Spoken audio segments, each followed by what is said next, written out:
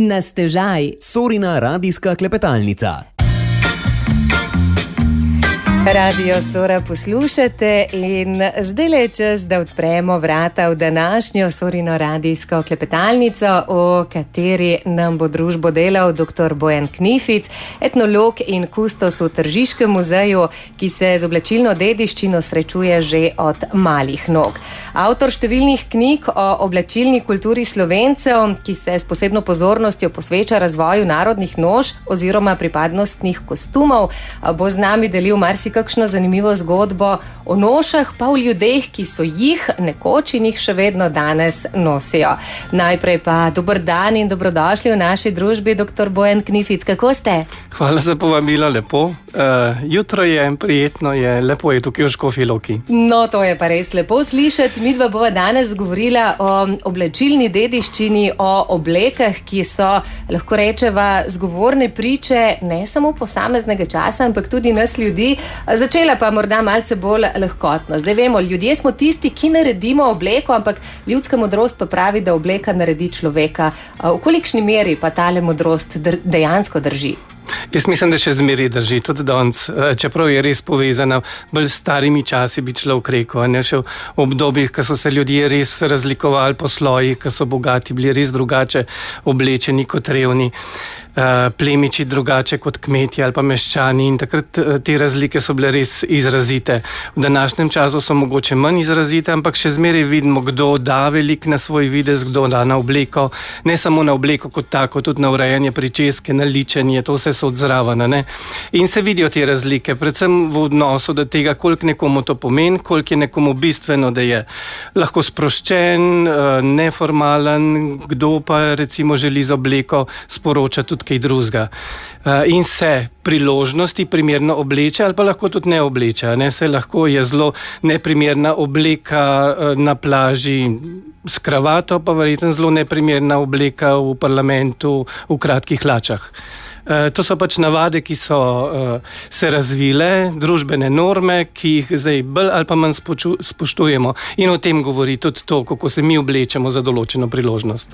Sami veljate za strokovnjaka na področju oblačilne dediščine, ampak vaša prva ljubezen je bila pa ples, ne? Že kot majhen fantič pri 7-8 letih ste se podali v svet raziskovanja folklore. Kaj vas je takrat pritegnilo?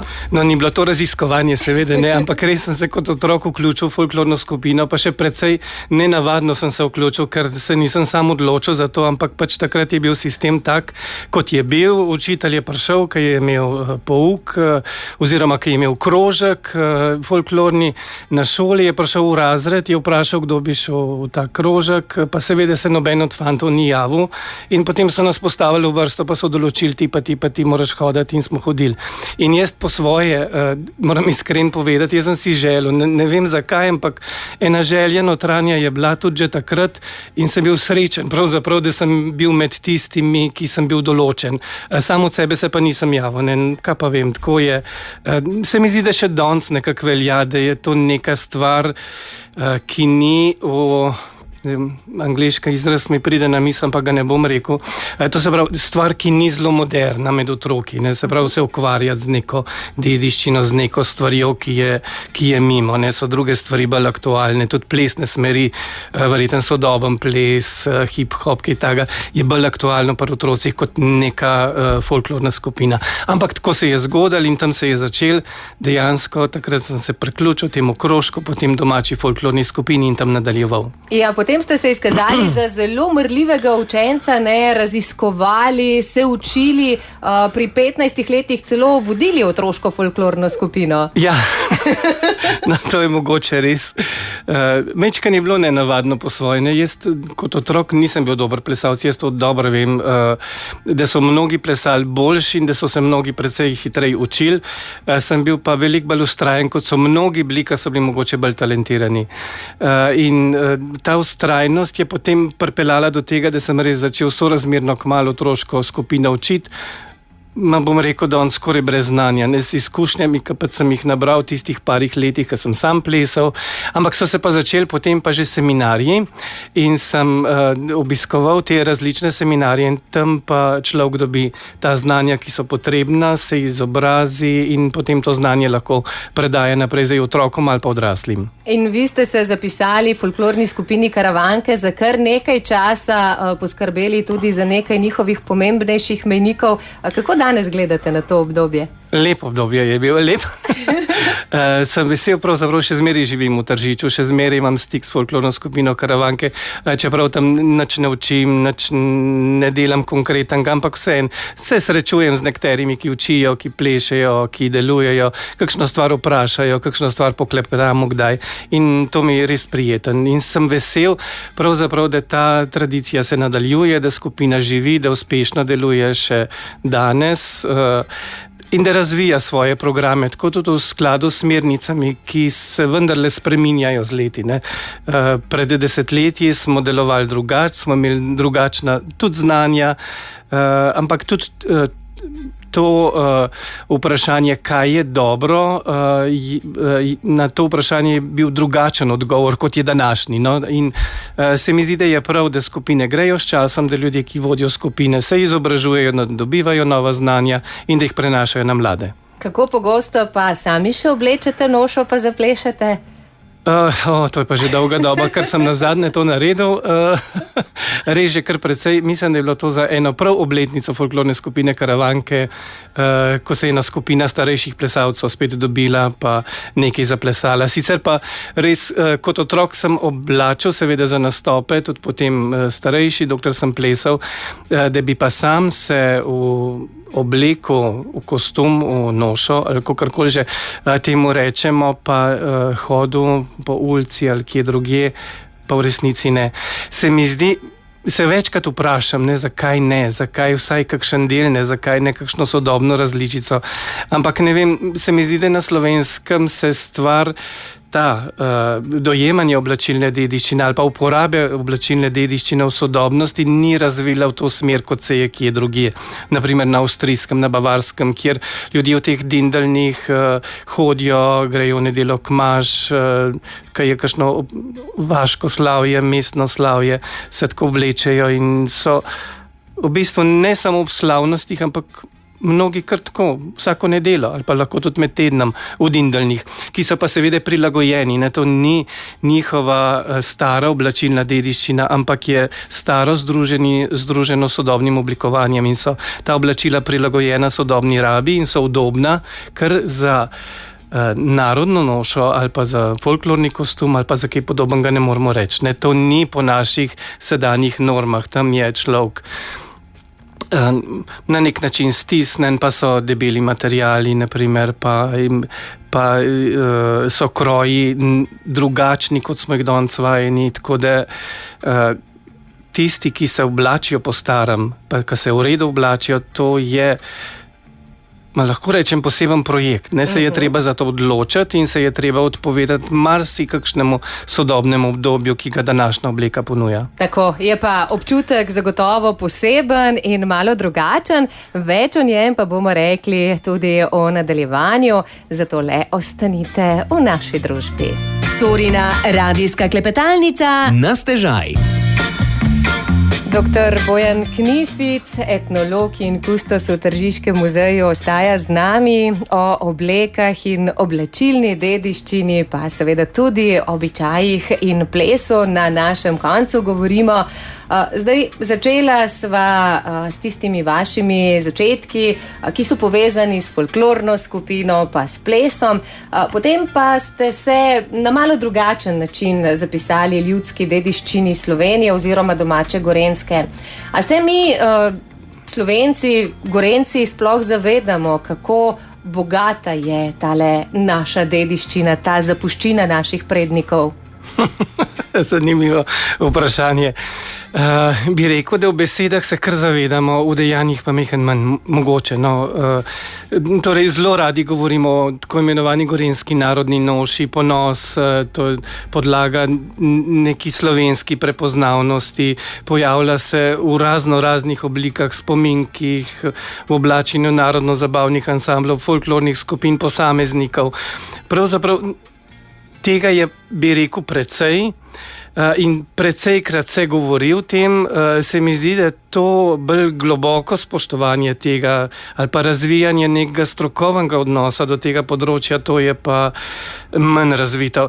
Zato, ker mogoče ni potrebno, ker ni take nuje, ne, saj Slovenci smo, Gorenjci smo, a je zdaj to kaj potreben, kaj posebne pozornosti, a ni, saj je stvar vsem jasna in vse poznajo in tudi, kad človek, kjer ga vpraša, se vsak zna povedati, kakšna je, ne vem, gorenjska narodna noša in se to nekako med ljudmi govori, v resnici se pa marsikaj ne ve, še tisti, ki se poglobljeno s tem ukvarjamo, imamo marsikakšna vprašanja, kako, zakaj, od kje, kako ne bi bilo v sodobnosti, pa težko odgovorimo na nje, ampak vendarle se mi zdi stroka, etnologi se trudimo najdati odgovore in se trudimo na nek način usmerjati stvari, pomagati tudi ljudem, ki jih to zanima. Zdaj, ljudje so pa do tega bolj dojemljivi ali pa manj.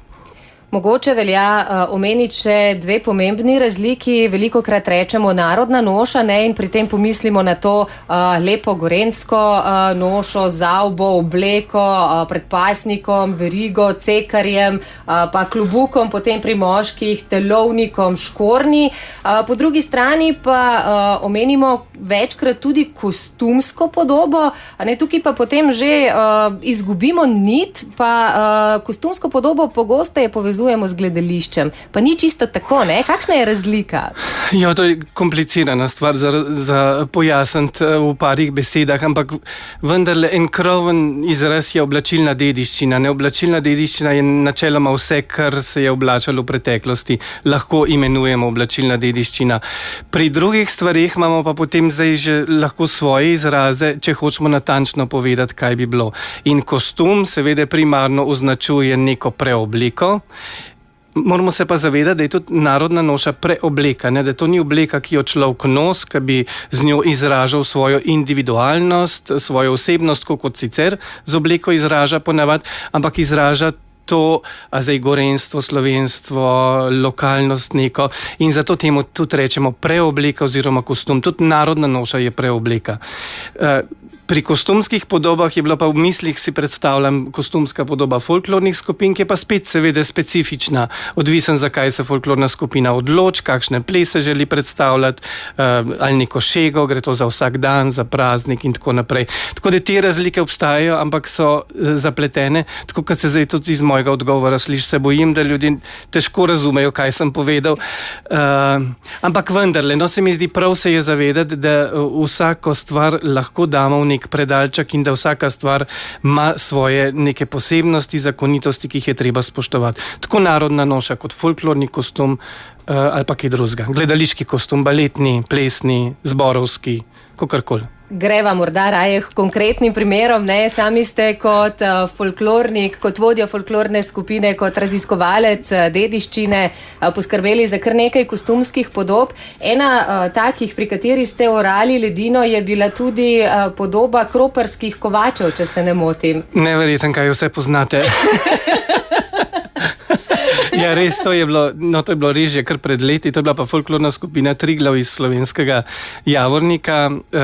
Takrat je prišlo do ene odločitve oziroma do neke ideje, da bi predstavili tako vsakdanjih, se pravi, ne tisto ta lepo podobo oblačenja v preteklosti, ampak tako zelo izrazito delovno podobo. In vemo, da kroparski kovači so garali od jutra do večera v svojih vigencih in da seveda v tistih vigencih, ker je bilo vse umazan od oglja, črno, ogenj in vse ostalo, da so bili oblečeni zelo preprosto in mnogokrat, zlasti če so bili revni in mnogi so bili revni, so bili tudi strgani oziroma pošiti in tako naprej. In smo poskušali se približati neki taki podobi. In to seveda zdaj ni bila narodna noša, ne, tismo noben tudi ni rekel, nikoli narodna noša, je pa bila oblačilna dediščina, ne, se pravi predstavitev nekega časa, nekega obdobja, nekega življenja pred dobrimi 100 leti. In podobno ste svojim znanjem pomagali ohraniti tudi delček širše škofjeloške oblačilne dediščine.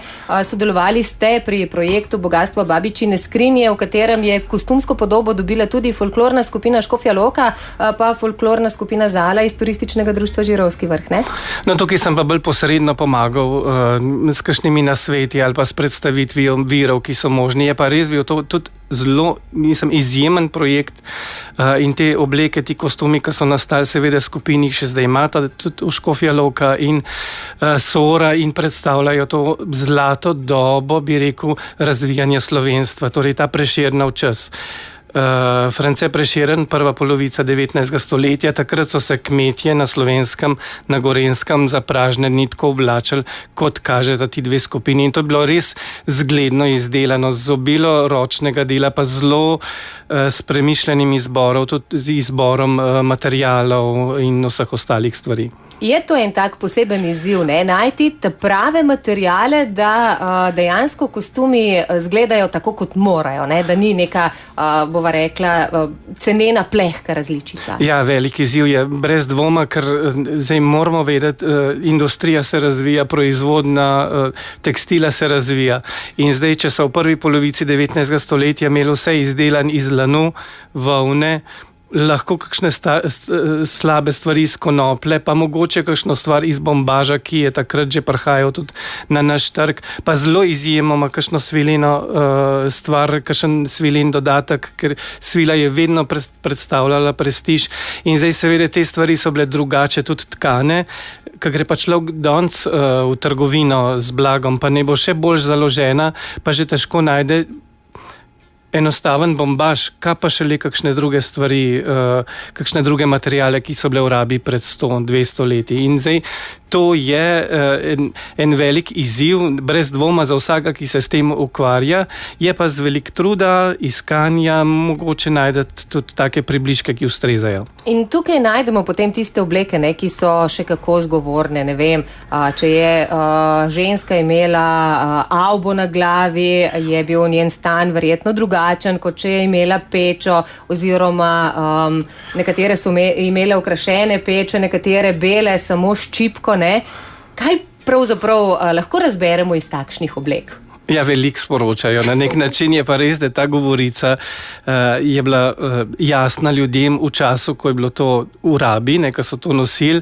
Zdaj, z današnjega vidika je pa treba skoraj raziskovalno se k temu pristopiti, da človek dojame in razume, kaj zdaj, kaj pomeni. In to je tista stvar, o kateri sem prej tudi govoril, ne, da bi rabili več poglabljanja tudi ljudi, ki pač to nosijo, ki se oblačijo ali pa ki to spremljajo. In zato so tudi take oddaje mogoče, se mi zdi dobrodošle, no, da ljudje kakšno stvar slišijo. In kaj je bilo vprašanje avba? Poznamo rek, da je prišla pod avbo. To je pomenilo, poročila se je, ne, z drugimi besedami povedano. In dejansko do sredine 19. stoletja je veljalo, da ženska, ki je poročena, brez pokrivala ne gre več iz hiše. Ker te avbe niso bile samo te avbe, ki jih večina ljudi pozna, torej s tem čelnikom spredaj in vrhom, tem visokim zadaj, ampak so bile avbe zelo različne, lahko tudi samo priležne, kot neke kapce so bile, v različnih slovenskih pokrajinah so jih nosili. In to je še zmeraj bila avba in rekli so, prišla je pod avbo, torej poročila se je, končalo se življenje brez pokrivala. Peča pa drugo pokrivalo, ki je pa meni izjemno ljubo in se mi zdi res škoda tudi pri skupinah, pri posameznikih, da tega ni več. Vem tudi, zakaj ni tega več, ampak je pa dragocena stvar, ogromno peč se je ohranilo in peče se mi zdi, da se da tudi lepo izdelati v današnjem času in da bi jih znale izdelati ženske, tudi danes tudi tiste, ki niso vajene šivanja. To je stvar, ki se priuči in jo je možno izdelati. No, če sva zdaj bila pri ženskih pokrivalih, pa peva še k moškim gumbom, ne, tudi ti so zgovorno pripovedovali, če se ne motim, o moškem bogastvu. Ja, recimo. Čeprav je to vse en stereotip, ki se je prikradil tudi to narodno nošo, predvsem povezano s tem, koliko gumbov mora biti odpetih in koliko zapetih in na kateri strani in tako naprej. To so stvari, ki so sorazmerno nove. Je pa res, da gumbi so bili nekdaj dragoceni, so bili dragi in zdaj ponekod je tudi to število, zdaj večje število gumbov nakazovalo, da ima nekdo več pod palcem. Predvsem pa materiali, iz katerega so bili gumbi izdelani. Po drugi strani je pa resnica podobna še danes. Tudi danes, ko greš v trgovino, vidi, da so ti gumbi kar precej dragi, pa so evro, 2, lahko 3 evre. In zdaj, če si vi predstavljate, da imate 20 gumbov na enem telovniku, je to lahko 50-100 evrov za strošek za gumbe za en telovnik, ne pa še blagani, pa še telovnik ni izdelan. Tako da so tudi cene oblek, ki so izdelane po starem, lahko kar precejšnje. No, več o teh pa bova rekla v nadaljevanju, zdaj je čas za kratko glasbeno pauzo. Na stežaj Sorina radijska klepetalnica. O oblekah in oblačilni dediščini klepetamo danes z doktorjem Bojanom Knificom, ki je zapisan slovenski ljudski dediščini srcem in dušo. Zdaj, priložnost za občudovanje te slovenske oblačilne dediščine je tik pred nami. Konec tedna bo Kamnik zaživel v duhu 52 tednov oblačilne dediščine in narodnih noš. Kako pomembni pa so takšni festivalski dogodki, takšne predstavitve, takšna srečanja tudi zato, da se ohranja spomin, da se ohranja pravzaprav takšna dediščina živa in med ljudmi? Ja, na nek način bi rekel, da so zelo pomembni in zelo ključni tudi za razvoj samega odnosa do oblačilne dediščine. Po drugi strani pa bi rad povedal, da se mi zdi, da bi se dal narediti še bistveno več. Torej, marsikateri dogodki, ki so se prelevili v neke turistične dogodke dejansko, ki so izrasli iz dediščine, iz neke materije, ki je bila tesno povezana s tisto vsebino, na kateri so nastali, so se preoblikovali v dogodke, ki so bolj namenjeni promociji, neki propagandi, zdaj bolj ustrezni in bolj povezani z dediščino samo ali pa manj. Meni se zdi, da vseglih je zelo velikrat, pa tukaj ni to samo Kamnik, ne, se podobno zgodbo imamo v Tržiču, podobne stvari so povezane, so tudi drugod s temi prireditvami, ki imajo več desetletno tradicijo. Namreč ostaja naslov, torej vsak mu je jasno, o čem ne bi bilo govora, te materije je pa s časoma in z desetletji se bojim, da marsikje vedno manj. Torej, dnevi narodnih noš in oblačilne dediščine vse skrivajo in v samem imenu nosijo to, kar je bistvo, na čemer so nastali, ampak včasih se človeku zdi, da pride na tak dogodek, da je skoraj bolj pomembno, kakšne čevapčiče in klobase prodajajo ali pa kakšni narodno-zabavni ansambli tam igrajo, oziroma te spremljevalne stvari, ki pa s samim bistvom dejansko nimajo velike povezave. No, zdaj to sem ostro povedal, preveč ostro, ampak ker jaz izjemno spoštujem ta dogodek v Kamniku, zelo rad se ga tudi udeležim in vedno tam srečam ljudi, ki imajo res zgledan odnos do oblačilne dediščine in tam se vidijo tudi stvari, ki jih drugi ni mogoče videti, ki jih nimajo muzeji. Nekaj teh stvari še zmeraj je, ampak se mi zdi, da lahko bi bilo pa še bistveno več in da za razvoj tega področja bi se dal narediti več. In tu Kamnik, o katerem je bilo govora, bi imel, jaz bi si želel, da bi bil to center za slovensko oblačilno dediščino, da kdor bi kaj želel izvedeti o tem, bi vedel, da mora priti v Kamnik in da bo tam to izvedel. Pa seveda ne rečem, marsikdo pride, ampak izve pa bore malo, zlasti, če ni, ne vem, že zelo podkovan v tem in da pozna stvari in da ve, kere stvari je treba gledati, katere stvari je pa treba spregledati in upoštevati, da pač gre za neko sodobno maniro, ki se je razvila v zadnjem času. Bo pa v sami nedeljski povorki na ogled pa res eno tako pravo bogastvo oblek iz različnih koncev Slovenije. To pa je nekaj, kar poboža dušo, ne? Ja, poboža dušo, seveda pridejo mnogi, pridejo tudi folklorne skupine, ki praviloma zelo zgledno skrbijo za oblačilno dediščino, skoraj brez izjem se res zgledno oblačijo in v tem pogledu so slovenske skupine, jaz bi rekel, korak pred marsikaterimi drugimi v Evropi, kar se tiče odnosa do oblačilne dediščine, pa tudi posamezniki pridejo in eni res imajo še doma stvari, ki jih je vredno pokazati, in nisem za tiste zmeri vsako leto znova vesel, da se odločijo in pridejo in pokažejo te stvari, ki jih imajo. Pa pridejo seveda iz različnih krajev. Letos je v ospredju belokranjsko izročilo, ne samo oblačilno, ampak tudi drugo, in to je posebno in je možen ga predstaviti na zanimiv način. Morda še besedico ali dve o vaših študentskih letih, študijskih časih. Slovenske glasbenike, narodno-zabavne glasbenike ste vzeli pod drobnogled in njihovo oblačilno kulturo. Kaj zanimivega ste odkrili na tem področju? Ja, to je pa zdaj že kar nekaj časa nazaj in bi rekel, da bi bilo mogoče pameten še enkrat pogledati na to temo, ampak takrat se je zelo jasen pokazal, to za diplomsko nalogo sem raziskoval oblačenje narodno-zabavnih ansamblov in zelo jasno se je pokazala ta povezava med tem, kaj igrajo in kako so oblečeni.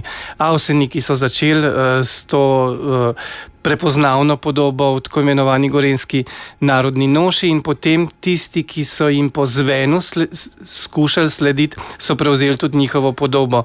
Pa se pojavijo potem druge skupine, ki pa prevzamejo drugo podobo, drugačno. Beneški fantje ostanejo, tudi star ansambl, pri neki svoji podobi, pa potem takrat so se pojavile tudi, ko sem se jaz s tem ukvarjal, vesele Štajerke, mislim, da so bile, ki so se pa sodobno oblekle z nekimi, nekimi mogoče sledmi neke oblačilne dediščine, ampak vendarle šlo je za sodobne obleke, precej uniformne. Tako da jaz sem takrat ugotovil, da je velikrat možno poiskati to povezavo med tem, kaj igrajo oziroma na kakšen način igrajo in kako so oblečeni.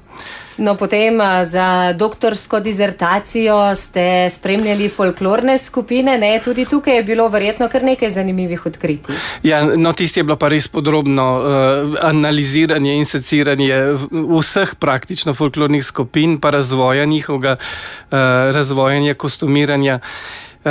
Predvsem je prišlo do izraza to, kako na nek način obleka, čeprav skuša biti po starem narejena, kako vendarle ima to sodobno vlogo in da se temu ne da izogniti.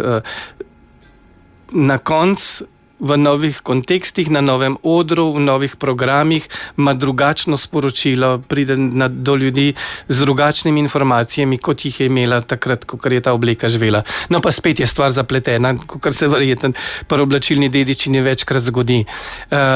Je pa res še enkrat, res bi rad to poudaril, da folklorne skupine na Slovenskem res zgledno skrbijo za oblačilno dediščino in da res skušajo, po zaslugi mnogih, ki so se ukvarjali z raziskovanjem, skušajo predstavljati to oblačilno dediščino na način, da bi se približali tej nekdanji podobi. Torej, manj je stereotipov, več je predstavljanja tega, kar dejansko so ljudje v preteklosti za ples nosili. In če gre za prikaz vsakdanje, neke navade, so lahko te obleke vsakdanje, če gre za pražno, recimo praznik, predstavitev okce, ti svadbe, so potem te obleke pražne in tako naprej.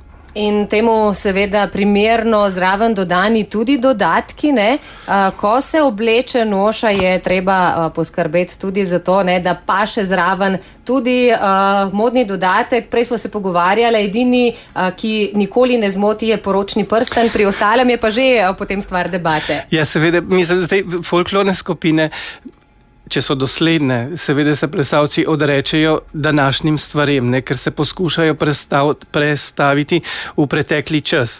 In vi si predstavljate, da gledate film o Francetu Prešernu, pa ima France Prešeren piercing.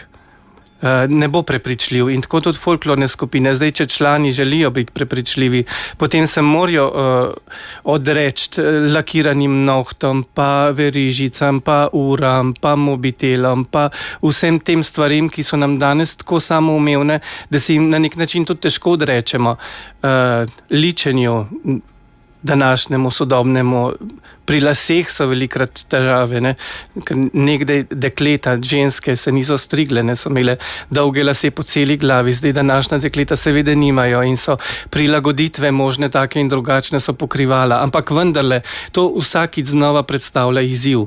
Za ženske jaz vem, da danes velik izziv predstavljajo nohti, ki so pobarvani, okrašeni, ki so lepi za današnji čas na vsak način, ampak neki podobi, ki naj bi odražala preteklo stanje, seveda to ne sod. In zdaj strošek, ki ga imajo s tem, da si nohte uredijo, temu strošku se je, kako naj rečem, treba odreči tam oziroma ni v korist celotni podobi. Tako, bova še kakšno o podobah, morda tudi o stroških, predvsem pa o ljubezni do dediščine, do poustvarjanja in raziskovanja, rekla v nadaljevanju.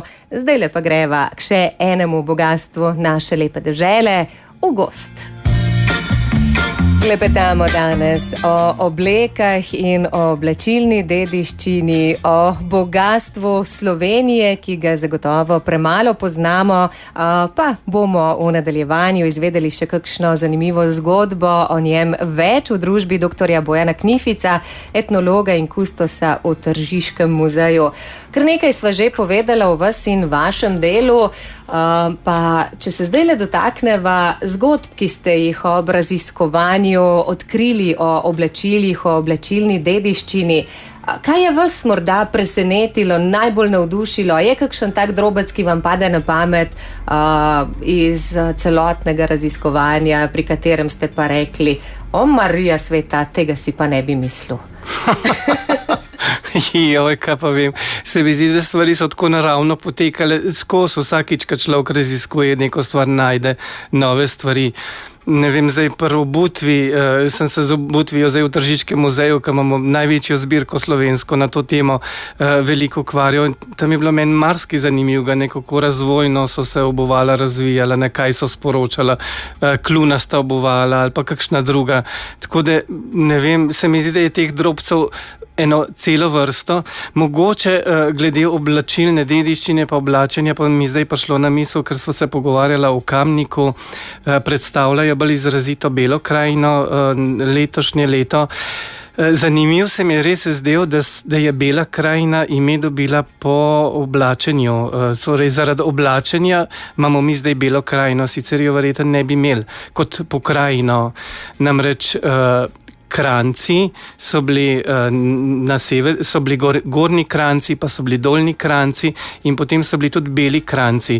Namreč v Beli krajini so se ljudje dalj časa kot drugje oblačili v belo platno, se pravi v nebarvano platno, in so jih s tem potem tudi začeli označevati. Ne? So jim rekli, to niso črni kranci, kot so na Gorenjskem, na Dolenjskem, na Kočevskem recimo tudi še, ampak to so ta beli kranci.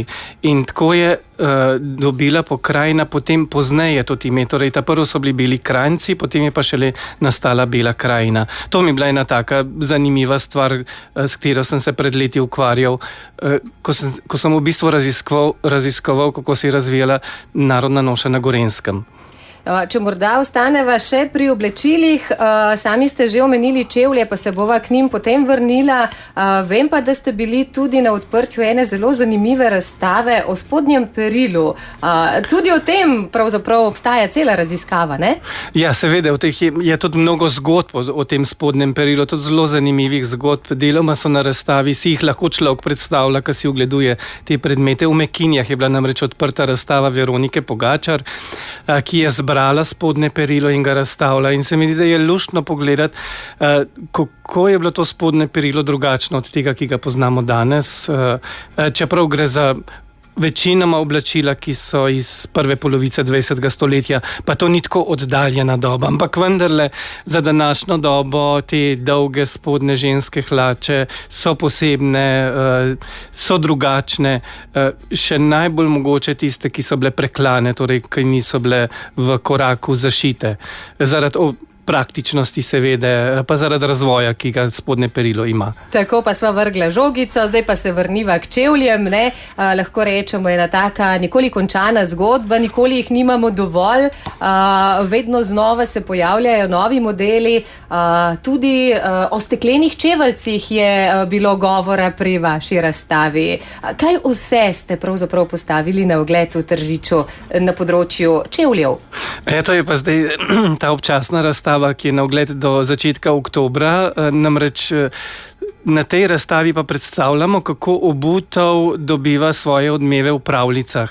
Namreč vemo, ljudje nosimo čevlje, take in drugačne, ne samo čevlje, ne smo lahko bosonogi, imamo lahko cokle, lahko boljše čevlje, lahko škorne in vsa ta obuvala se pojavljajo tudi v pravljicah, samo v pravljicah imajo mnogokrat posebne pomene. Vemo, kaj se zgodi z obutim mačkom. Maček, ki dobi škorne, ni več navaden maček, ni več navadna niti oseba, on lahko škorni pride do kralja, ker brez škornov ne bi mogel. Poznamo pepelko, pa stekleni čeveljček, s pomočjo katerega pride pepelka do svojega princa oziroma princ do svoje zaročenke in ljubljene osebe. Za kazen pa njuni sestri ostaneta brez čevljev, sta poškodovani. Ena si odreže prste, zato da bi lahko obula ta čeveljček, druga si odreže peto, da bi ga lahko obula in potem ne morata obuvati čevlje. In mnogi ti simbolni pomeni se skrivajo v pravljicah, v zgodbah in v drugem ljudskem izročilu, v vražah. Te so res nekatere zelo zanimive, nekatere mogoče je zaprobati kakšno stvar in na razstavi ponujamo vrsto vsebin, ki bi jih človek lahko probal v današnjem življenju. Se da pomagati, recimo, najdati srečo v ljubezni, če se zvečer prav postav čevlje pred posteljo, pa proti krčem in uganke so mnoge povezane. Tako da zanimive stvari, ta nesnovna sporočila v povezavi z obuvali so velikrat zelo zgovorna, na nek način, nas presenečajo, po drugi strani se nam pa zdijo tako običajne te stvari. No, še en razlog več, da se poglobimo v čevlje, pa kupimo še kakšen par več.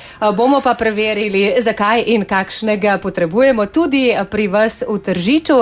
Midva pa zaključujeva morda še pogledom v prihodnost. Veliko oblačilne dediščine ste že raziskali, veliko zgodb ste že odkrili. Kakšni izzivi so vam ostali? Je še kaj materijala za raziskovanje, da vem, da se lahko čez kakšno leto spet srečava takole pred mikrofonom? Izzivov je seveda veliko. Ogromno vemo o oblačilni dediščini, imamo tudi izjemno dobre knjige po zaslugi starejših raziskovalcev o tem, kako so se oblačili na Slovenskem. Ampak vendarle so še bele lise zelo izrazite. Pa tudi vsako področje, zmeraj, ko se človek z njim ukvarja, prinese neke nove stvari. En največji izziv bi pa verjetno bil, kako današnje izdelovalce, pa današnje ljudi, ki oblačijo narodne noše ali pa neke druge obleke, vzgajati in vzgojiti, da bi res spoštovali to oblačilno dediščino in da bi zgledno se predstavljali tudi drugim v Sloveniji ali pa kje v tujini. Naj se vaše besede uresničijo. Jaz vam želim še veliko raziskovalnega navdiha, dobrih zgodb in, kot rečeno, verjamem, da še kdaj nasvidenje tudi pred našim mikrofonom. Hvala lepa za povabilo in lepe želje.